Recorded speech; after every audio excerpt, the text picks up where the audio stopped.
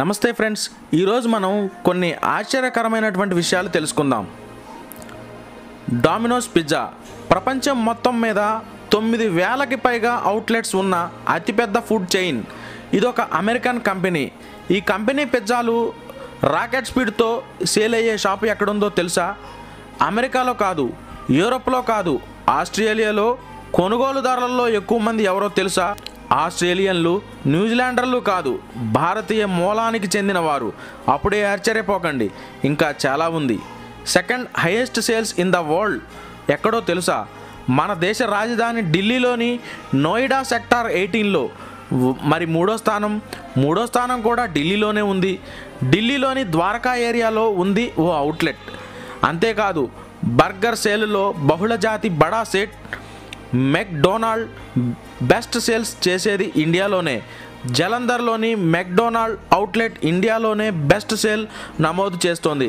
రెండో స్థానం ఢిల్లీలోని ఐఎస్బిటి ఏరియాలోని మెట్రో రైల్వే స్టేషన్లో ఉంది. ఈ పాటికే మీకు అర్థమైపోయి ఉంటుంది. పిజ్జాల పెను కొనుగోలుదారుగా మెక్డొనాల్డ్ ఖజానాలు నింపే కల్పతరువుగా ఉన్నది మేరా భారత్ మహాన్. 4 దాటేదాకా రుచి కమ్ముకొని 4 దాటిన తర్వాత కుప్పెడు కొలెస్టరాల్గా మారి రక్తనాళాల్లో పేరుకొని రక్తపోటు, గుండెపోటు రావడానికి కృష్ణతులాభారంలో తులసీదళం అంత గ్యారంటీగా నిలుస్తున్నాయి ఈ ఫాస్ట్ ఫుడ్ రారాజులు. దేశంలో ఇప్పటికే 320 డొమినోస్ పిజ్జా దుకాణాలు ఉన్నాయి. డొమినోస్ ఏడాదికి 47% రేటును పెరుగుతోంది.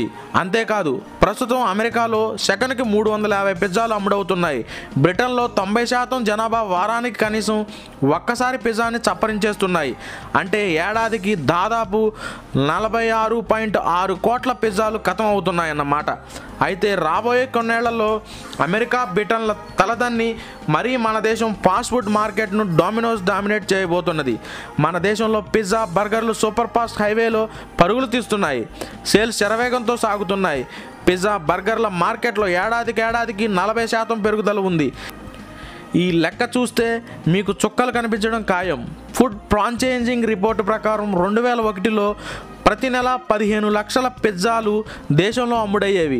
2008 నాటికి నెలకి 35 లక్షల పిజ్జాలు జీర్ణం వాతాభిజీర్ణం అవుతున్నాయి.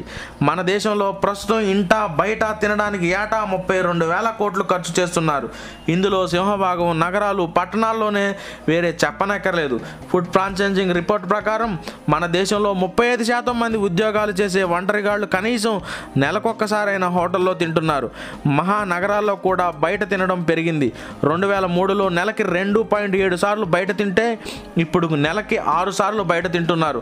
అంటే 6 ఏళ్లలో డబుల్ అయిందన్నమాట. 2008 నాటికే రిటైల్ ఫుడ్ సెక్టార్లో $70 బిలియన్ మేరకు వ్యాపారం చేస్తుంది. 2025 నాటికి ఇది పెరిగి పెద్దదై $150 బిలియన్ చేరుకుంటుందన్నది అంచనా. అంటే రాబోయే రోజుల్లో పిజ్జాలు, బర్గర్లు భారీగా బజల్లోకి వెళ్తాయన్నమాట. ఇది పిజ్జా, బర్గర్లకే పరిమితం కాదు.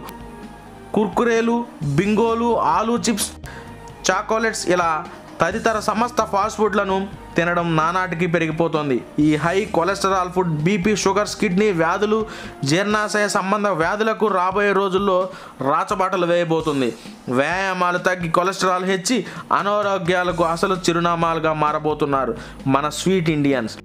మరో మాటలో చెప్పాలంటే ముందు పట్టణాల్లో, ఆ తరువాత విలేజీల్లో వినాయకులు తయారవుతారన్నమాట. ఒబేసిటీ మన మెగా సిటీలను మింగేస్తుందన్నమాట. మనం మారుతున్న లైఫ్ స్టైల్ మన కొంపలను ముంచేస్తుందన్నమాట.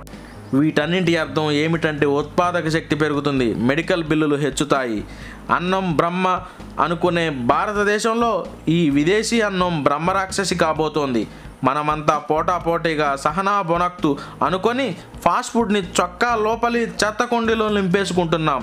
కంపు కొట్టడమో, కుళ్ళు పుట్టడమో ఖాయం.